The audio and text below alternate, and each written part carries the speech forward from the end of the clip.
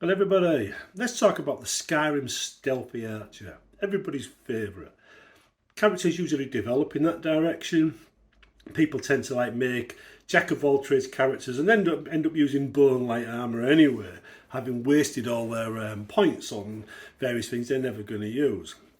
Now, I tend to play a very different kind of game in all of my RPGs. I focus on a type of character and I stick to it. I do not deviate off that character. And I find that makes every game different. Every time I play a game, the whole thing plays in a different way. For example, if you went into a dungeon as a barbarian, it would feel a bit different than if you went into a dungeon with a mage. It's the same with a stealthy archer. So it's very important you stick to the actual pattern, well, the original idea. Now I'm going to show you now the main areas you need to focus on. Okay then, let's talk about these stealthy archer stats. Well, we'll start off with one-handed weapons and archery, because there are basically only 4 areas we're concerned with. Everything else is a bonus. There's the sneak, light armour, archery and one-handed.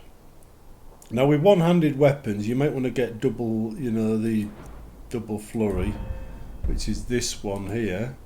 So you can do dagger attacks and then maybe increase the damage that way. But there again, they're bonuses. That depends on which direction you want to go. You probably definitely want to take power attacks so you can get better power attacks at less stamina. Again, that's a bonus. But we're concentrating on this, the first one there, to get the damage up. On archery, it's similar sort of thing. We concentrate on this to get the damage up, but also we want to get critical shots as well. So we're talking these 3 here, these 3 stars here. If we move across to light armour, then again it's the bottom one. We get that as high as we can. We custom fit, so if we're all wearing standard armour, then standard light armour, then we get bonuses. We can take the ones above, matching sets and stuff if we want to increase it even further, but that's just a choice really. And here you've got stealth. This is a bit different. You've got the bottom one for making you harder to hit generally, but you also want to take muffled movement. Now you notice it's on 50% there. I think I need to take some more of them. So then you've got backstab, which is 6 times more damage with a single-handed weapon or one-handed weapons. This increases your bow damage and sneak attacks are free, which is very important. And then you've got assassin's blade, which allows you to do 15 times more with daggers. So between these 4, you've got the core of your sneaky archer. Now moving beyond that, if you go to pickpocket and you level up your pickpocketing up to extra pockets, you get an extra 100 carrying capacity, which is very useful when you're looting and other things.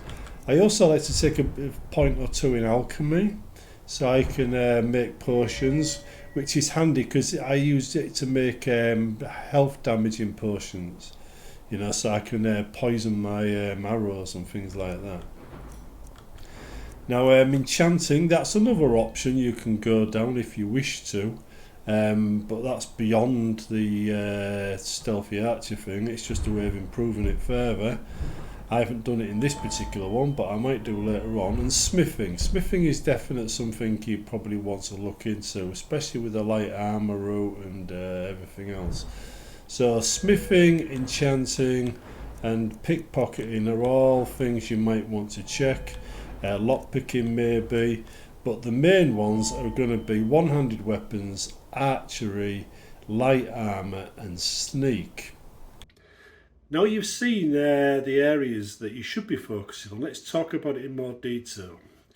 The single-handed and the archery sections, they both need to be increased on a regular basis, because if you do not keep up with them, you're going to die. Everything above that is a bonus on both of them. I mean, there are some areas I would take.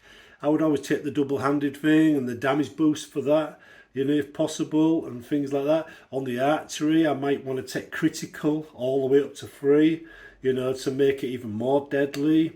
But the real damage is in stealth. In stealth, you get times 6, you know, for single-handed weapons, times 3 for bows, and times 15 for daggers.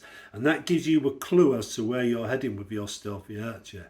You want an axe or some kind of single-handed weapon, a bow and 2 daggers, right? Because these are the areas you're going to be using all the way through the game. The axe is for when sneaking doesn't work, right? So the axe and the shield I normally take.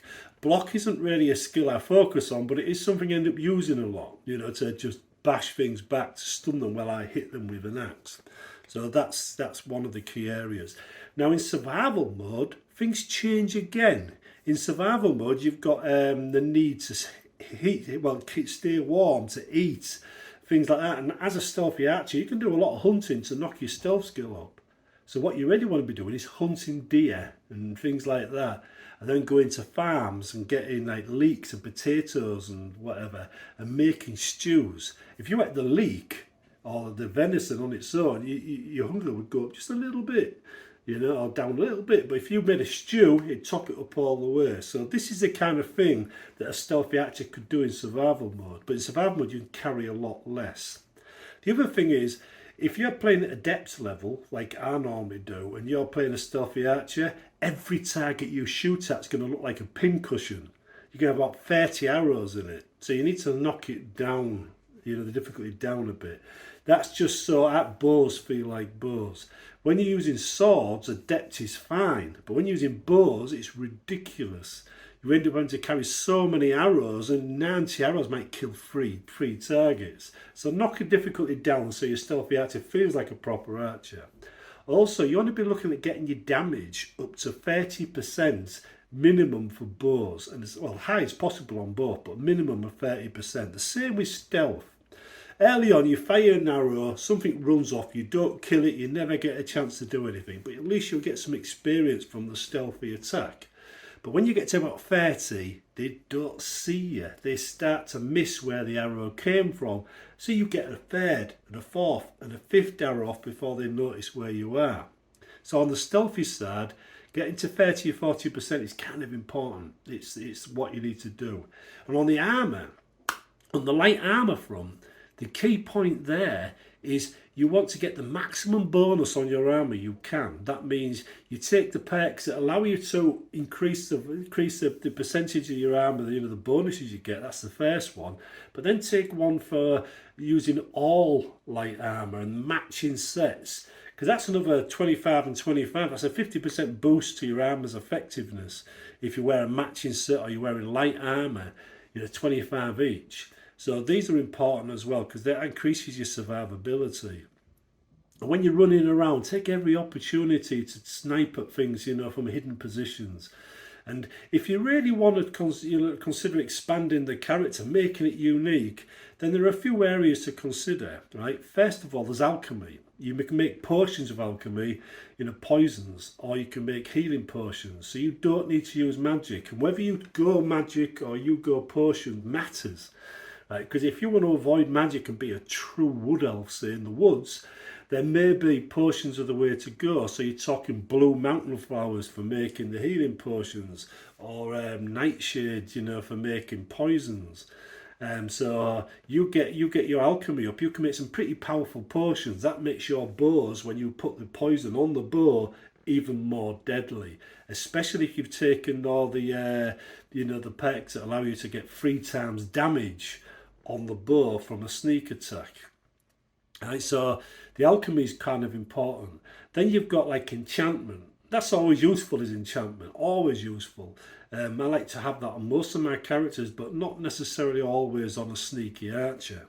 And smithing, that's another one you should really consider as well for a stealthy archer, because it's the one thing that might really benefit your archer is smithing. So after you've done the four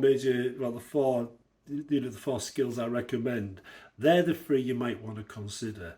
But the biggest decision you're going to make is whether you go alchemy or you go magic for restoration. Because it changes the game completely, and alchemy makes the game harder. And if you want to make it even more difficult, turn on survival mode, and then you've got a hell of a different game. And remember, staying true to your character means you're probably going to max out your stats at level 40. At that point, stop adding perks to anything. Just level up normally, but don't add any more perks to anything, and you will stay true to your stealthy archer roots. Once you start adding points to other things, you stop being a stealthy archer. You start being something else, and the gameplay changes. See you in the next one.